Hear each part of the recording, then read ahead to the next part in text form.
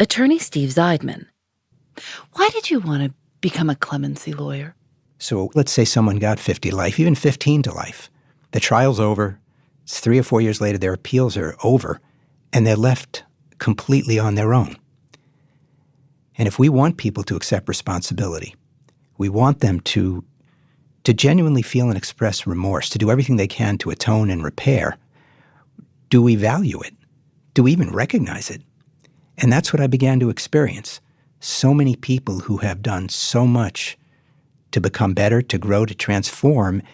That's what motivates for me the clemency work. Unless and until we get some willingness to reconsider sentences once imposed, clemency is the only viable option.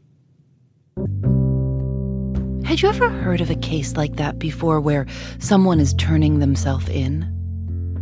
I've heard of people turning themselves in, but it's usually soon thereafter the crime, or it's somebody who knows law enforcement is looking for them.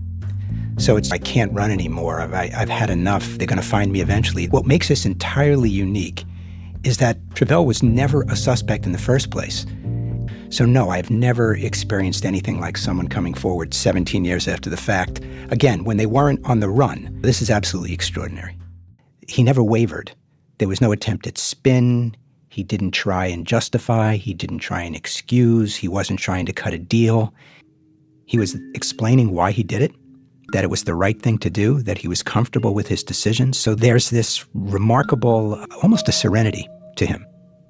In his letter included with Trevell's clemency application, prosecutor David Drucker wrote, "In my experience, such an act of conscience is vanishingly rare."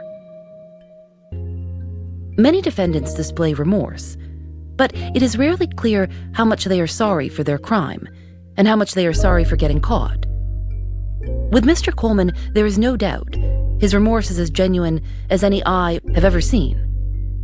A decision to release Mr. Coleman now would be a very safe as well as humane decision. Do you think you should get out early?